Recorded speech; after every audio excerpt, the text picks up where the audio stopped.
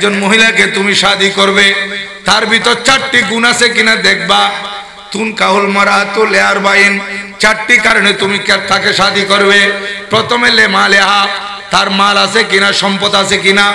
ওয়ালে জামালেহা, সুন্দর কিনা। ওয়ালে হাসবেহা, বংশীয় গুণ আছে কিনা। এই 3টা দেখবে। 4র্থ নম্বর হচ্ছে ওয়ালে দীনেহা, তার মধ্যে দিনদারি, পরহেজগারি, তাকওয়া, আল্লাহ ভয়, নামাজ কালাম পড়ে কিনা, কোরআন তেলাওয়াতকারী কিনা, এগুলা দেখতে হবে 4র্থ নম্বরে।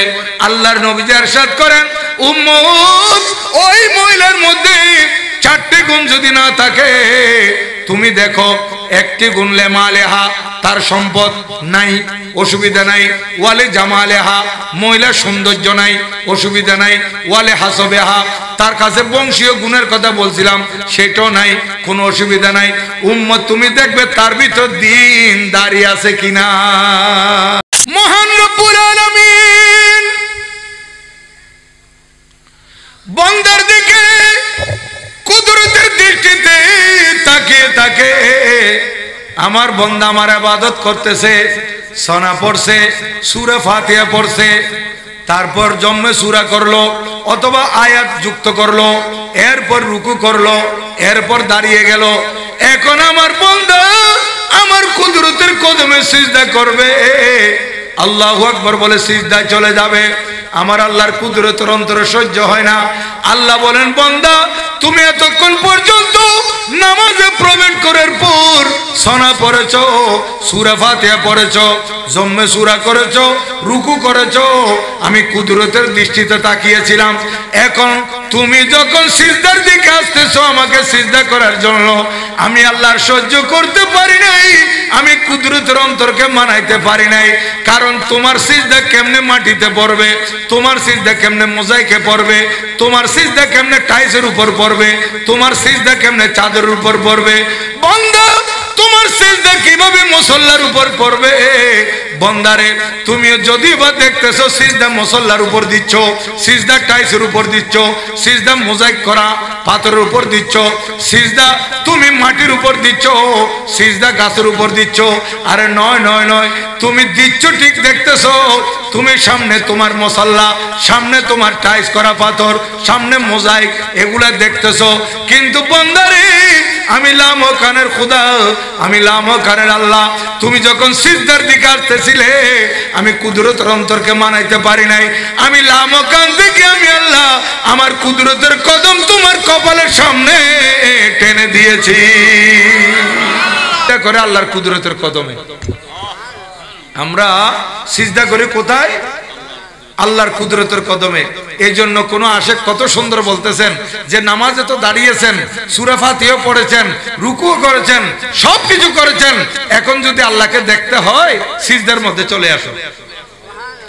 মিলতা है क्या नमाज में सजदे में जाके देख ले, मिलता है क्या नमाज में सजदे में जाके देख ले, होगा खुदा के सामने सजदे में जाके देख ले। मरहबाया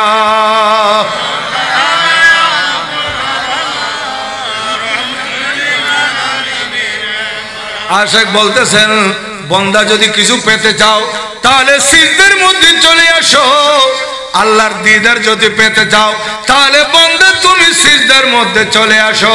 সিজদায় যখন আসবে বান্দা তোমার সাথে আল্লাহর দিদার হবে। বান্দা সিজদাতে তোমার নামাজ তোমার জন্য মেরাজ হয়ে যাবে। এজন্য আমরা সিজদা করব কার দরবারে? আল্লাহর দরবারে। কার কুদরতের কদমে? আল্লাহর কুদরতের কদমে সিজদা করব। আমরা আর কারো কাছে মাথা নত করব না, একমাত্র মাথা নত করব, মাথা ঝুঁকাবো, সিজদা করব আল্লাহর দরবার, আল্লাহর কুদরতের কদমে। তাই আমি আপনাদের খেদমতে আরজ করব, ইবাদত নামাজ যে আমরা পড়ি, এই নামাজের দীক্ষা, এই নামাজের শিক্ষা আমাদেরকে আল্লাহর ওলিগণ দিয়েছেন। উনারা আমাদেরকে নামাজমুখী করেছেন। কারণ আল্লাহর প্রিয় মাহবুব সাল্লাল্লাহু আলাইহি সাল্লাম আমাদের থেকে পর্দা হয়েছেন আজ থেকে 1400 বছর আগে,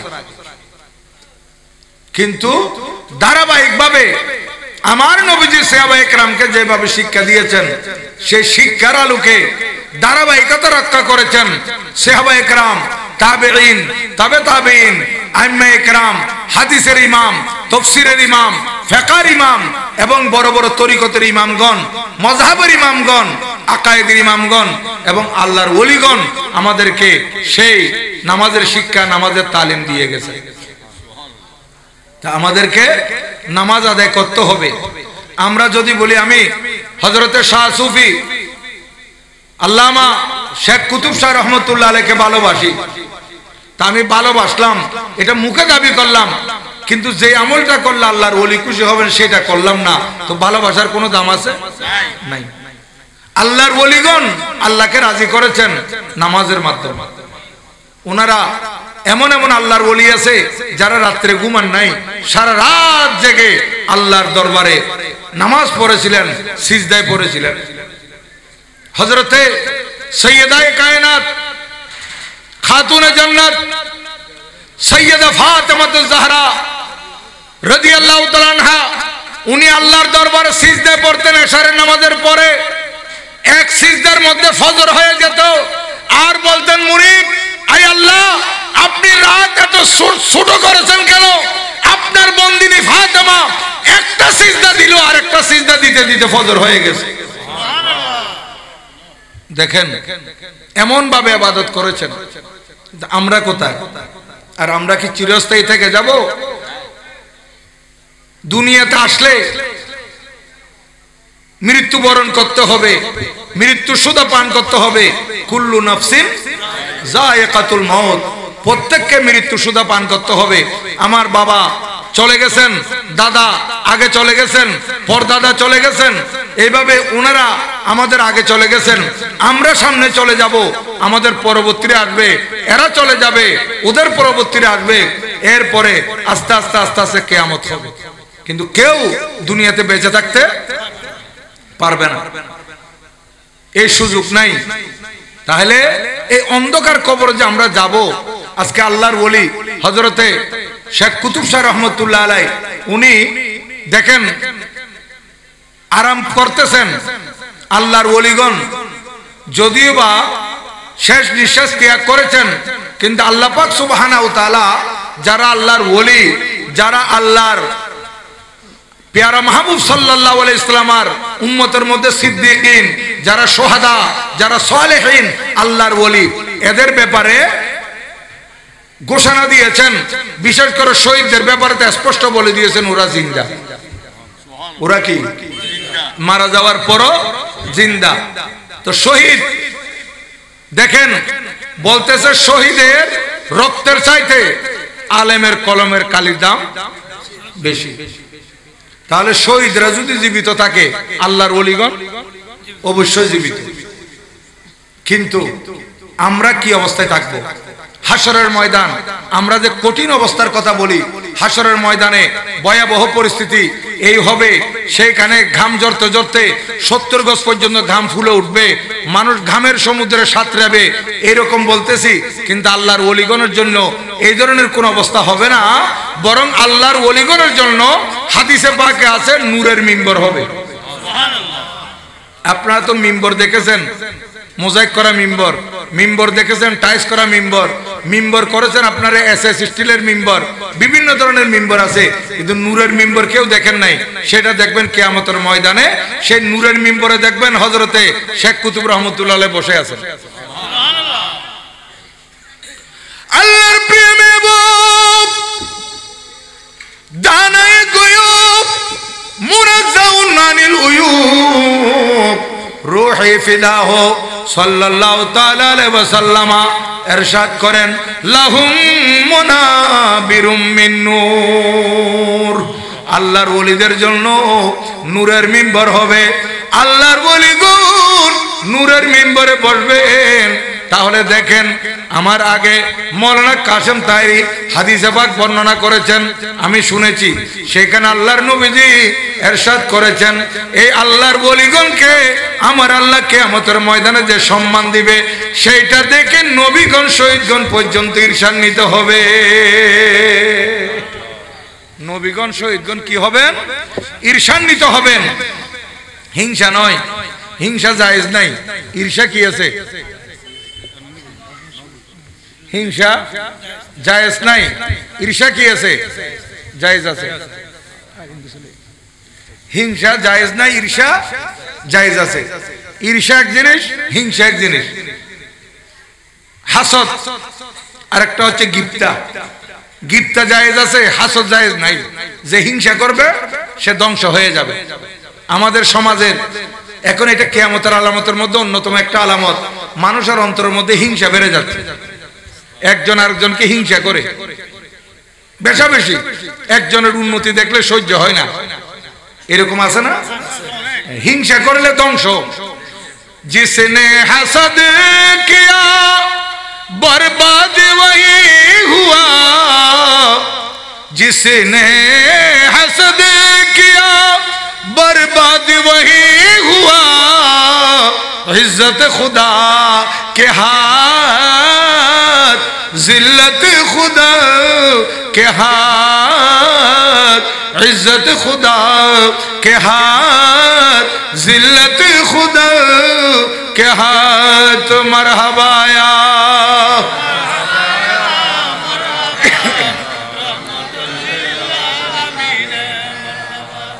সম্মানিত হাজিরিন, যে হিংসা করবে সে বরবাদ হবে, সে ধ্বংস হবে।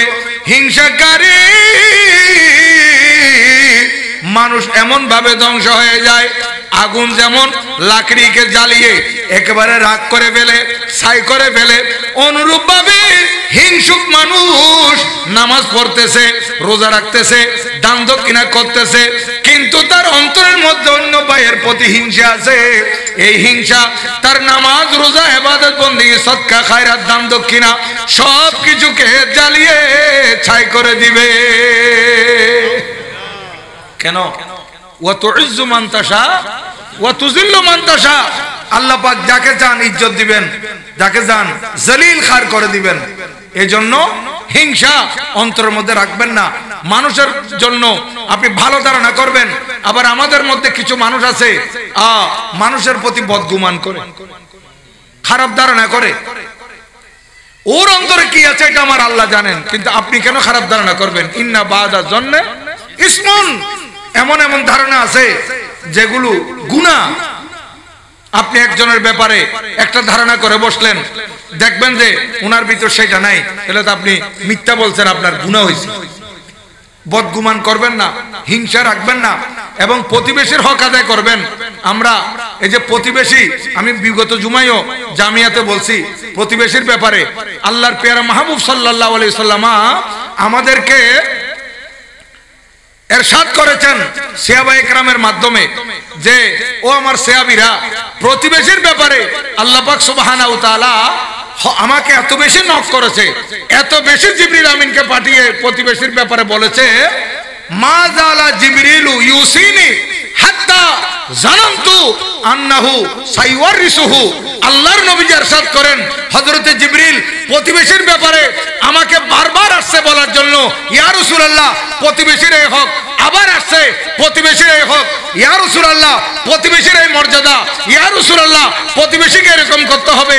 নবীজি ইরশাদ করেন, আমার কাছে হযরতে জিবরিল বারবার এসে এসে প্রতিবেশী প্রতিবেশী প্রতিবেশীর কথা বলতে বলতে আমি ধারণা করেছিলাম আমি ইন্তেকাল করার পর মানুষ ইন্তেকাল করলে মানুষের উত্তরাধিকারী যেমন তার বংশের ছেলে, মেয়ে, স্ত্রী, মা, বাবা, ভাই বেরাদর তার উত্তরাধিকারী হয়, আমার মনে হয়েছিল আন্নাহু সাইওয়ারিসুহু, প্রতিবেশীকেও মনে হয় জায়গা জমিনের তরকা দিয়ে দিবে, এরকম মনে হয়েছিল। প্রতিবেশীর সেরকম হক, কারণ কিতাবের মধ্যে আছে, হাদিসে পাক আছে, প্রতিবেশী তিন প্রকার। কয় প্রকার? তিন প্রকার। এক শ্রেণীর প্রতিবেশী আছে যারা অপর প্রতিবেশী থেকে তিনটা হক পাবে। কয়টা হক বলেন? কয়টা হক? তিনটা হক। আরেক শ্রেণীর প্রতিবেশী আছে, আমি সংক্ষেপে বলতেছি, হক পাবে দুইটা। আরেক শ্রেণীর প্রতিবেশী আছে, এক প্রকারের হক পাবে। এগুলো আমাদেরকে আল্লাহর ওলিগণ দেখিয়ে দিয়েছেন, শিখিয়ে দিয়েছেন, কিন্তু আমরা এখানে দেখো না দেখার বাহানা করতেছি, শিখো না শিখার বাহানা করলে কি করবেন? মানুষ ঘুম এলে আপনি জাগ্রত করতে পারবেন, ঘুমের বাহানা ধরলে তাকে জাগ্রত করতে পারবেন না। সে তো জাগ্রত, ঘুমের বাহানা করছে। এখন আমরা সেই রকম ঘুমের বাহানা করতেছি, জানার পরও না জানার বাহানা করতেছি। যে প্রতিবেশী আমার কাছে তিন ধরনের হক পাবে, সেই প্রতিবেশী হচ্ছে আলজারুল মুসলিমুজুর রহিম। যে প্রতিবেশী, একে তো আমার প্রতিবেশী, দ্বিতীয়ত মুসলমান, তৃতীয়ত সে আমার আত্মীয়। কয়টা হলো? প্রতিবেশী, মুসলমান, আত্মীয়। কয়টা? তিনটা। যে প্রতিবেশী দুই হক পাবে, হাদিসে পাকে আসতেছে, সে প্রতিবেশী হচ্ছে একে তো প্রতিবেশী, দ্বিতীয়ত মুসলমান। কয়টা হলো? দুইটা। যে ওয়াল জারুল্লাযী লাহু হক্কুন ওয়াহিদ, ওই প্রতিবেশী যার কাছে আরেক প্রতিবেশী হক পাবে, অথবা প্রতিবেশী থেকে সে হক পাবে একটি। হুয়াল জারুল মুশরিক, সে হচ্ছে ভিন্ন ধর্মের মানুষ, মুশরিক মানুষ, অন্য ধর্মের মানুষ। যেমন আমাদের এখানে আপনারা দেখেন, আপনাদের এই বাড়ির পাশে বুদ্ধিস্ট আছে, বড়ুয়া আছে, হিন্দু আছে, খ্রিস্টান আছে। আমার ভাই খ্রিস্টান আমার পাশে বসবাস করে, বড়ুয়া আমার পাশে বসবাস করে, বুদ্ধিস্ট আমার পাশে, আমার প্রতিবেশী। এই বুদ্ধিস্ট বলে আমি তাকে ঘৃণা করতে পারবো না, আমি সে আমার প্রতিবেশী। হাদিসে পাকের মধ্যে আসতেছে সে ভিন্ন ধর্মের হতে পারে, কিন্তু তুমি তার উপর জুলুম করতে পারবে না, অত্যাচার করতে পারবে না। তার দুঃখে দুঃখী হতে হবে, তার সুখে সুখী হতে হবে। হযরতে সৈয়দনা ইমামে হাসান মুজতবা রাদিয়াল্লাহু তাআলা আনহু, আমার নবীর কলিজার টুকরা নাতি, ওনার ঘরের পাশে ছিল ইহুদির ঘর। আবার এখন না ঘর করতেছেন, একজনের ঘর আরেকজনের ঘর থেকে 2-3 হাত দূরে করে করতেছেন। সেই সময় ঘর ছিল একটা দেওয়াল, একটা দিওয়াল, একটা প্রাচীর, প্রাচীরের ডানে এই প্রাচীর সহ ঘর, আবার এদিকেও প্রাচীর সহ ঘর। একই দেওয়ালের সাথে ডানে একটা ঘর, বামে আরেকটা ঘর। ডানে ইমামে হাসান রাদিয়াল্লাহু তাআলা আনহুর ঘর, একই দেওয়ালের পাশে ইহুদির ঘর। এখন হঠাৎ পুরাতন দেওয়াল ভেঙে গেছে, ফেটে গেছে। এখন ইহুদির ঘরের যত আবর্জনা, এগুলো ইহুদি কি করে, ওই দেওয়ালের ফাঁক দিয়ে ইমামে হাসান রাদিয়াল্লাহু তাআলা করে ফেলে দেয়। আমাদের এখানে টাউনে বেশি হয়, একজন আরেকজনকে হিংসা করে, দেখতে পারে না, নিজের ময়লাগুলো আস্তে করে না দেখে মতো ছাদের উপর উঠে আরেকজনের এড়িয়ে ফেলে দেয়। কত বড় মারাত্মক! তো সে এনে দেখলো না দেখলো, কিন্তু আল্লাহ দেখছেন। কিরকম গর্দব মানুষ এগুলা! দেখেন, এই প্রতিবেশী 1 দিন ফেলে, 2 দিন ফেলে, 3 দিন ফেলে, আমার ইমামে হাসান রাদিয়াল্লাহু তাআলা কোনোদিন তাকে প্রতিবাদ করেন নাই, কোনোদিন তার বিরুদ্ধে আপত্তি করেন নাই। কিরে ভাই, তোমার কি হয়েছে?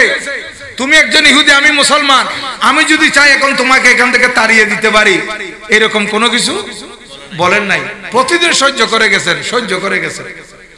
এইভাবে 1 মাস, 2 মাস, 3 মাস যাওয়ার পর একদিন ইহুদি নিজে আসছে ক্ষমা চাওয়ার জন্য, যে হুজুর আপনি এমন উদার, আপনি এমন ব্রড মাইন্ডের মানুষ যে আমি ইচ্ছা করে আমার ঘরের সব ময়লা ফাটা দেওয়াল দিয়ে আপনার ঘরে পৌঁছাই দিই, আপনি কোনোদিন আপত্তি করেন নাই।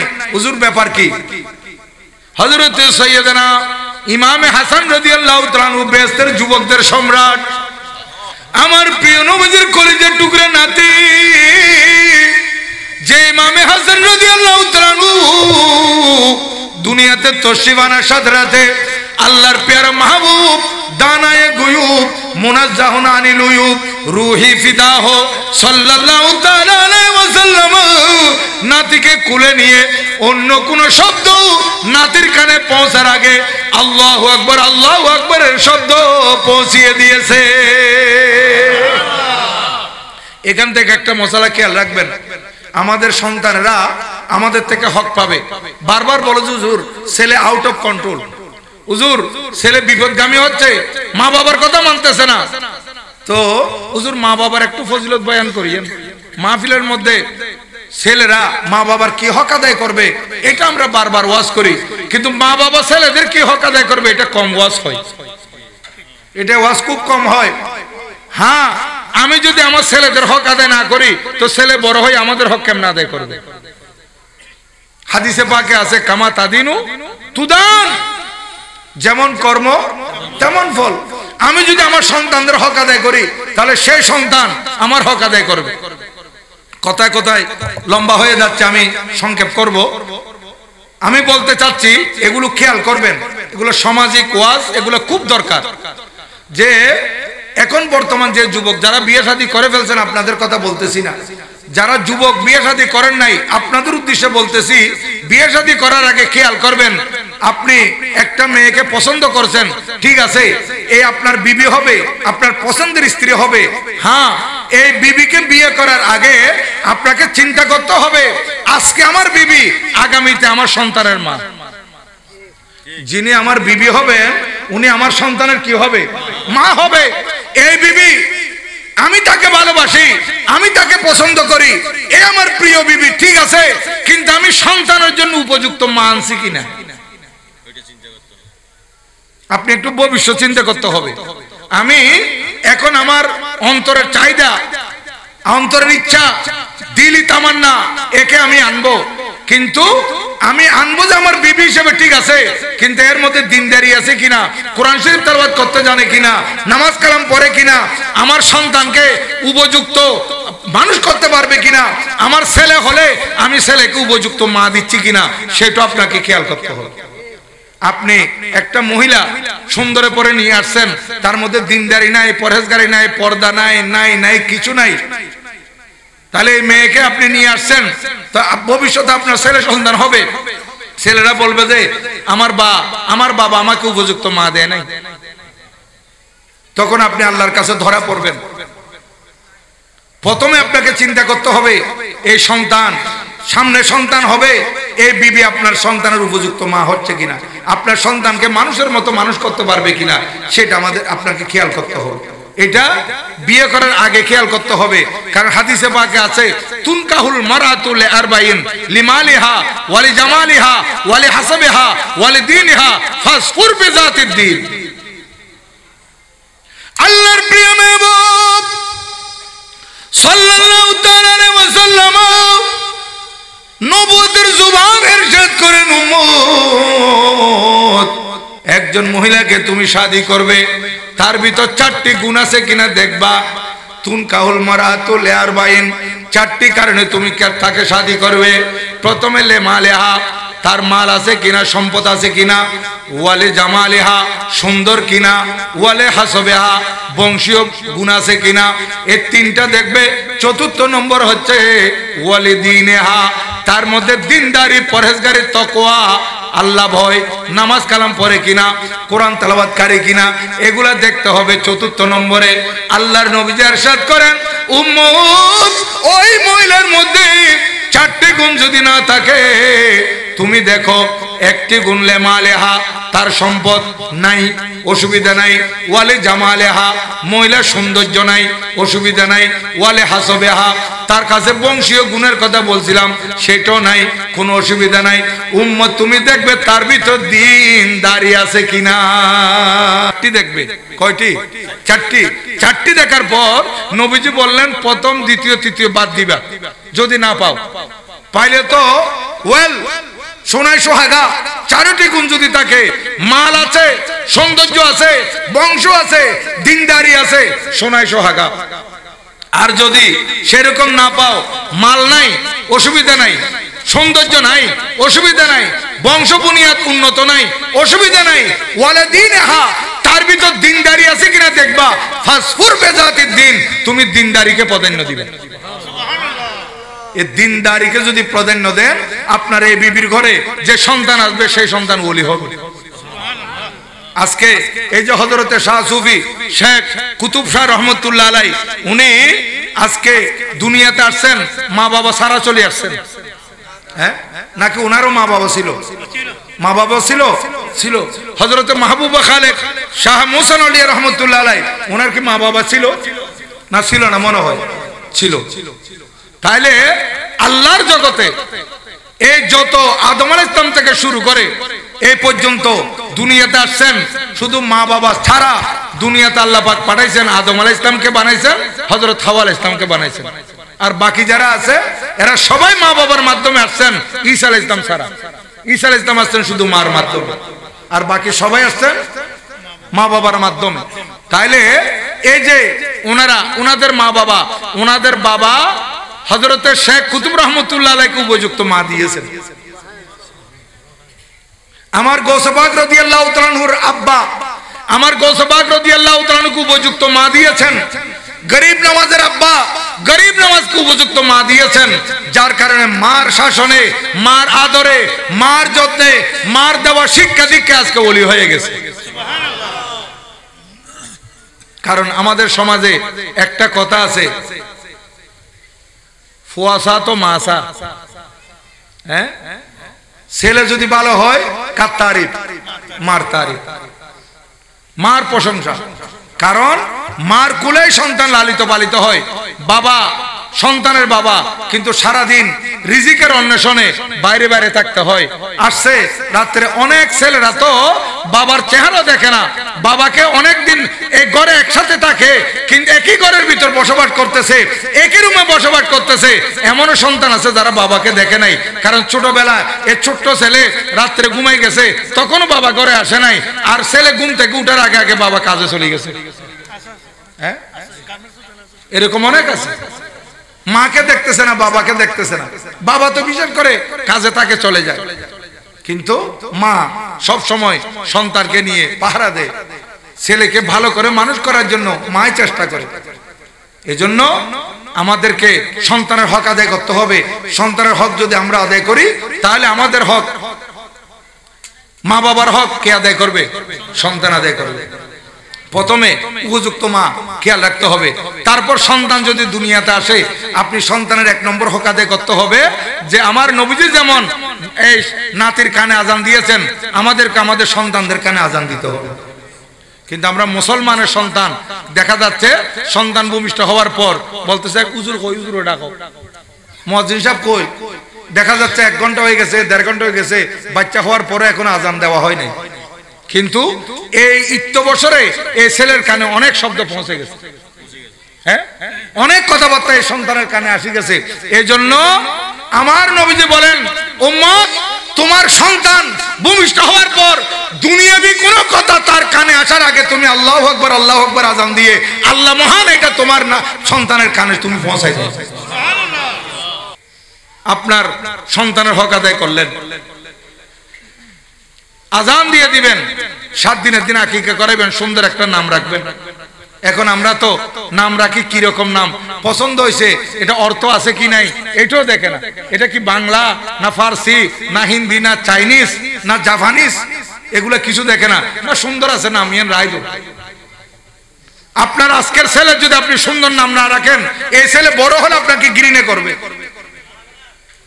কারণ এই ছেলে একদিন ইঞ্জিনিয়ার হবে, ডাক্তার হবে, ব্যারিস্টার হবে, জজ হবে, তো তার অফিসের সামনে নেম প্লেট থাকবে, আপনি নাম রাখলেন লাল মিয়া, হ্যাঁ তার নেম প্লেট লেখার সময় ডাক্তার লাল মিয়া, ডাক্তার সোনা মিয়া, আপনাকে ঘৃণা করবে। আমার বাপ আমার নাম কি রাখলো, একটা সুন্দর নাম রাখতে পারলো না। আল্লাহর পেয়ারা মাহবুব সাল্লাল্লাহু আলাইহি ওয়াসাল্লাম ইরশাদ করেন, সন্তান ভূমিষ্ঠ হলে নাম রাখবে আব্দুল্লাহ আব্দুর রহমান, আল্লাহর কাছে প্রিয় নাম। আর আব্দুল্লাহ আব্দুর রহমান আপনার ঘরে আশেপাশে আরো অনেক আছে, তাহলে আপনার 99 নামের সাথে আব্দুল লাগিয়ে এই নাম রাখেন, অথবা আপনি আম্বিয়া ইকরামের নামে নাম রাখেন, সাহাবা ইকরামের নামে নাম রাখেন, আল্লাহর ওলিগণের সাথে মিলিয়ে আপনার নাম রাখেন, অর্থবহ হবে, ফয়েজ পাওয়া যাবে।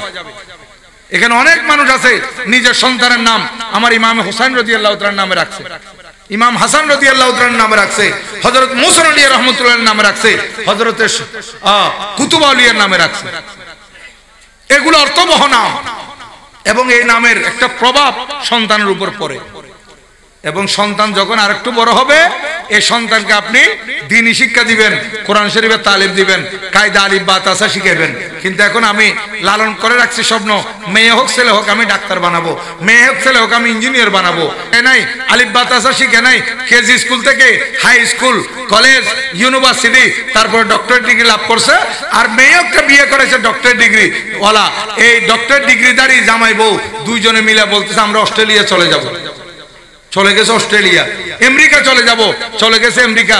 মা বুড়ো হয়ে গেছে, বাবা বুড়ো হয়ে গেছে, একটা ফোন করে মা বাবার খবরও নিচ্ছে না। এরকম অনেক মা বাপ আজকে ডিপ্রেশনের মধ্যে আছে। আরে কার জন্য এত টাকা খরচ করলাম? আর এমন এমন কুলাঙ্গার সন্তান আছে ডক্টর, এমন এমন কুলাঙ্গার সন্তান আছে মাস্টার ডিগ্রি পাস করছে, বাবা যেহেতু শাসা এই জন্য বাবার পরিচয় দেয় না বন্ধুদের কাছে।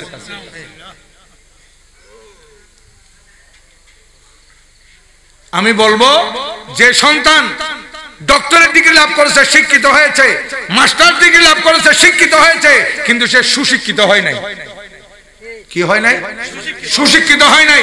সে যদি সুশিক্ষিত হতো সে মা বাবার অবাধ্যে কোনোদিন চলতে পারতো না, মা বাবার প্রতি অশ্রদ্ধাশীল কোনোদিন হতে পারতো না। মা বাবার জন্য শ্রদ্ধাশীল হবে।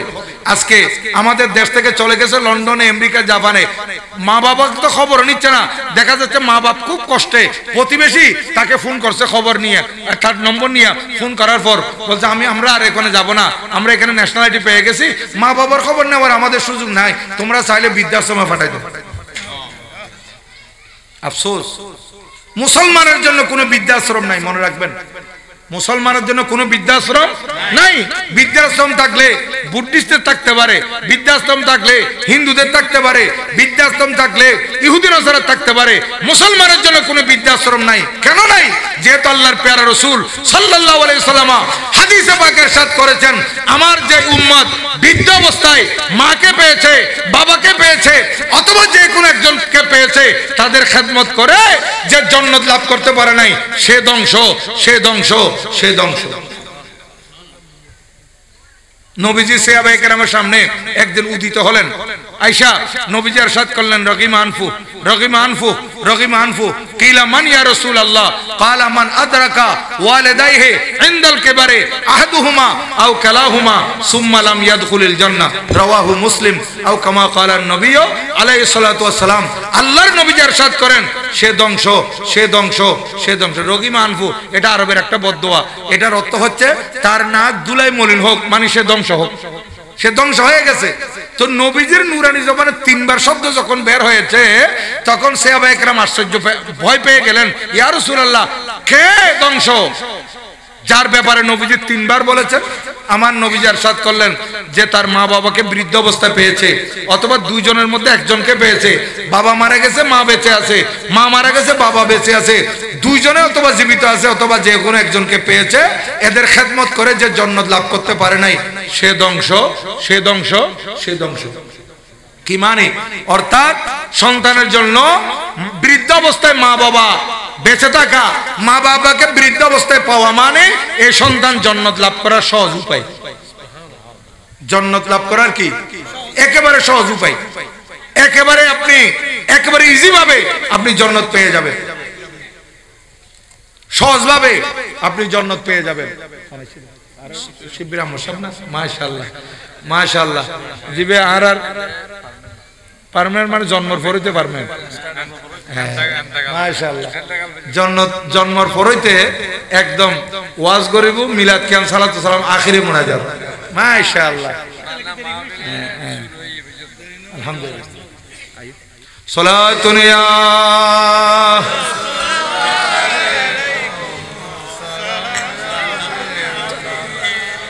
दर दिले मुस्लिम मकामी मुस्तफा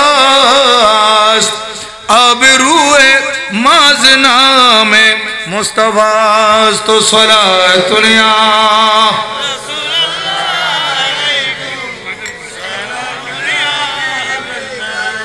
मुसलमान ख्याल करबेन, আল্লাহর নবী ইরশাদ করেন, মা বাবাকে বৃদ্ধ অবস্থায় পাওয়া এটা সন্তানের জন্য বড় নেয়ামত। মা বাবার খেদমত করার মাধ্যমে এই সন্তান জান্নাত লাভ করতে পারবে। হযরতে জাহেমা রাদিয়াল্লাহু তাআলা আনহু আমার নবীজির প্রিয় সাহাবী একদিন নবীজির দরবারে আসলেন এই হাদিস বর্ণনা করতেছেন ওনারই প্রিয় সন্তান হযরতে মুয়াবিয়া রাদিয়াল্লাহু তাআলা আনহু মুয়াবিয়া বিন জাহেমা রাদিয়াল্লাহু তাআলা আনহুমা হাদিস বর্ণনা করতেছেন আমার আব্বা হুজুর একদিন নবীজির দরবারে তশরিফ নিয়ে গেলেন গিয়ে বলতেছেন ইয়া রাসূলুল্লাহ জিতু আস্তাশিরুকা আরাদতু আন আকজুয়া ইয়া রাসূলুল্লাহ জিহাদের হুকুম নাযিল হয়েছে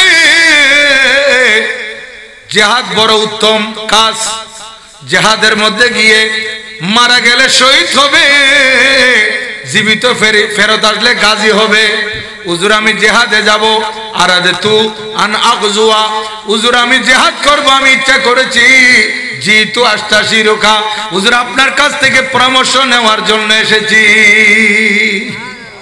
তো নবীজি এটা আমরা আমাদের আকীদা আমাদের নবীজিকে আল্লাহ পাক ইলমে গায়েব দান করেছেন এটা আমাদের আকীদা অন্য কারো আকীদা না হইতে পারে সমস্যা নাই কিন্তু আমাদের আকীদা হচ্ছে আল্লাহ পাক সুবহানাহু ওয়া তাআলা নবীজিকে ইলমে গায়েবের মালিক করেছেন কারণ আল্লাহ পাক ইলমে গায়েব জানেন এটা হচ্ছে জাতি আর আমার নবীজি জানেন এটা হচ্ছে আতাই যেখানে শিরকের কি আছে আল্লাহ পাক নবীজিকে দান করেছেন তো দাতায় দান করে খজানসির পেট ফাড়ে আর দেশে দুটো কথা আছে দে দাতায় দান করে ভান্ডারি মানে ক্যাশিয়ার দাতায় দান করে নি ক্যাশিয়ারের পেট ফাড়ি যাবে খোদা একটা কিলে দিবেলা দেখেন এখানে নবীজির নবুয়তের একটা রাডার সেই রাডারের মধ্যে আমার নবী দেখতে পাচ্ছেন হযরতে জাহেম আমার কাছে আসছে কিন্তু তার ঘরে বৃদ্ধা মা আছে এজন্য আমার নবীজি এই কথা জিজ্ঞাসা করেছেন হাল্লাকা মিন উম্মিন হাল্লাকা মিন আবিন বলে নাই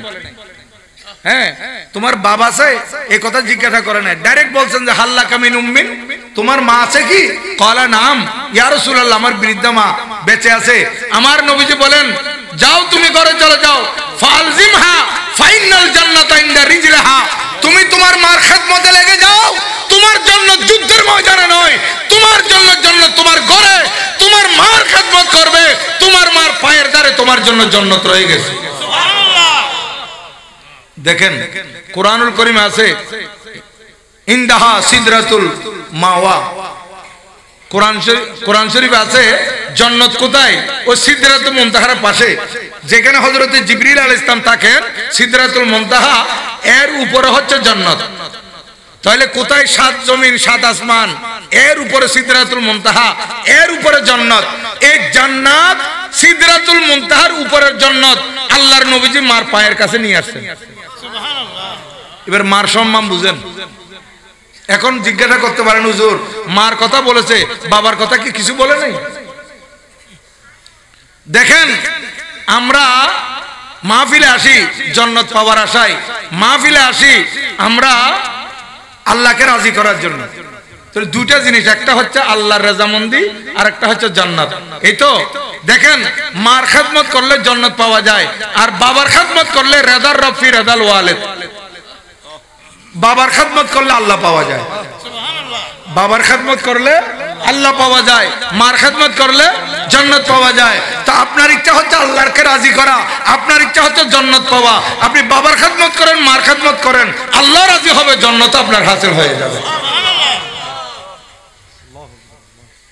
এইজন্য আমি আপনাদের খেদমতে আরজ করব আজকে আমি কথায় অনেক দূরে চলে গেছি আমার সময় সংক্ষেপ মাওলানা সোহেল আনসারী সাহেব বসে আছেন এবং আমাদের আজকের মাহফিলের যিনি অন্যতম আকর্ষণ যিনি প্রতি বছর আসেন আখির মোনাজাত দেন উনিও তশরিফ নিয়ে আসছেন এবং আমাদের মাহফিল নির্দিষ্ট টাইমে শেষ হয়ে যাওয়ার কথা তো এইজন্য আমি আর সামনের দিকে যাচ্ছি না আমি আপনাদের খেদমতে আরজ করব আমি যে আয়াত তেলাওয়াত করেছিলাম ওই সূরাতুল কাহফের ওইদিকে বর্ণনা করার খেয়াল ছিল কিন্তু ওখান থেকে কেটে আমি আবার আরেক দিকে চলে আসতে হয়েছে তো আমি অন্য সময় যদি আল্লাহ পাক সুযোগ দেয় ইনশাআল্লাহ সেই আল্লাহর ওলিগণের আলোচনা আপনাদের খেদমতে রাখবো কিন্তু আমি এতটুকু বলবো আল্লাহর ওলিদের শিক্ষা এগুলো আমাদের জন্য মা বাবার খেদমত করা কার শিক্ষা ওলিগণের শিক্ষা এর নবীজির শিক্ষা তো আছেই কোরআন হাদিস তো আছেই পরবর্তীতে আমরা পেয়েছি আল্লাহর ওলিগণ থেকে হিংসা আমরা কাউকে করব না প্রতিবেশীর আমরা হক আদায় করব ওই যে বলতেছিলাম হযরতে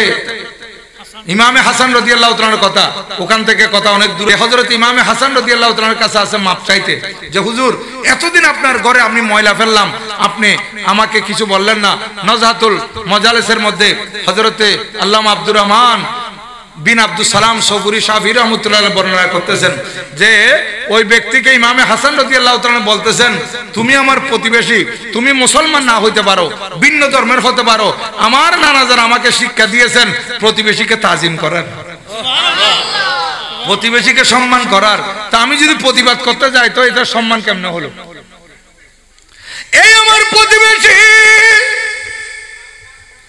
আল্লাহর প্রিয় রাসূল সাল্লাল্লাহু তাআলা আলাইহি ওয়াসাল্লাম আমাকে শিক্ষা দিয়েছেন প্রতিবেশীকে তাজিম করার ব্যাপারে, সম্মান করার ব্যাপারে। আমি আপনার সম্মান রক্ষা করার কারণে আমি আপনার তাজিমের দিকে তাকিয়ে আপনার কোনো প্রতিবাদ করি নাই। আপনি এইভাবে সারা জীবন আমার ভিতর ময়লা ফেললে, আমার ঘরে ময়লা ঠেলে দিলে আমি কোনোদিন আপনার প্রতিবাদ করতাম না, যেহেতু আমার নানা জানা শিক্ষা আমার ভিতর আছে। প্রতিবেশীকে কি করা? সম্মান করা। তখন ওই ইহুদি বলতেছে, হুজুর আমি আসছিলাম আপনার কাছে ক্ষমা চাওয়ার জন্য, কিন্তু ইসলাম যে এত সুন্দর, আপনার নানা জানের তালিম, আপনার নানা জানের শিক্ষা যে এত সুন্দর সেটা জানলাম না, তাইলে আমি আগে ধর্মে থাকি লাভ কি? আমি আপনার ধর্মে চলে আসতাম, আমাকে এখন কলমা পড়ে মুসলমান বানাই। ইমামে হাসান রাদিয়াল্লাহু তাআলার আদর্শ দেখে ইহুদি মুসলমান হয়ে গেছে। তাইলে আমাদের পাশে হিন্দু থাকবে, আমাদের পাশে বুদ্ধিস্ট থাকবে, আমাদের পাশে খ্রিস্টান থাকবে, আমাদের পাশে ইহুদি থাকবে, আমাদেরকে তাদের কি করতে হবে? অবশ্যই আমাদেরকে তাদের তাজিম করে যেতে হবে। আমরা তাদের তাজিম করব, তাদের সম্মান করব, প্রতিবেশীর হক আদায় করবেন এবং প্রতিবেশী সুখে সুখে হবেন, দুঃখে দুঃখে হবেন। হাদিসে পাকে আছে, আপনার প্রতিবেশী গরিব, আপনার পয়সা আছে, আপনি এত বেশি উঁচু করে দেওয়াল করবেন না, এত বেশি উঁচু করে প্রাচীর করবেন না, যাতে করে আপনার প্রতিবেশীর বাতাস বন্ধ হয়ে যায়। দেখেন, কর্জ চাইলে কর্জ দিতে বলছে প্রতিবেশীকে। প্রতিবেশী কোন একটা ভালো খবর পাইছে, তাকে মোবারকবাদ দিতে বলছে। প্রতিবেশী অসুস্থ হয়েছে, তাকে ইআদত সেবা শুশ্রূষা করতে বলছে। প্রতিবেশীর হক আমাদেরকে আদায় করতে হবে। যাই হোক, আল্লাহ পাক সুবহানাহু ওয়া তাআলা আমাদেরকে আমল করার তৌফিক দান করুন, আমিন। এবং আমি বিশেষ করে এটিএম শাহজালাল ভাইকে আমি অনুরোধ করব, এখানে আল্লাহর ওলি, এই আল্লাহর ওলি তাজিম উলামা ইকরাম বর্ণনা করতেছেন, তাইলে আমরা ভবিষ্যতে এরকম আলেম তৈরি করতে হবে যারা ওলিমুখী হয়, যারা আহলে সুন্নাত ওয়াল জামাতের আকীদামুখী হয়। এই জন্য এই আল্লাহর ওলির নামে একটা মাদ্রাসা হওয়া দরকার আছে। দরকার আছে কি নাই? একটা প্রাথমিকভাবে একটা সুন্নি নুরানি মাদ্রাসা করেন। এখানে সুন্নি নুরানি মাদ্রাসা করলে প্লে নার্সারি, নুরানি 1, নুরানি 2, নুরানি 3 তে পড়তে পড়তে একটা ছেলে 8 বছর বয়স হতে হতে, একটা মেয়ের 8 বছর বয়স হতে হতে এ শুদ্ধ করে কোরআন শরীফ তেলাওয়াত করতে পারবে, মাখরাজ মুখস্থ হয়ে যাবে, তাজবিন মুখস্থ হয়ে যাবে, বিভিন্ন মশালা মশালা শিখতে পারবে এবং 60টির মতো হাদিস অর্থ সহ মুখস্থ হয়ে যাবে।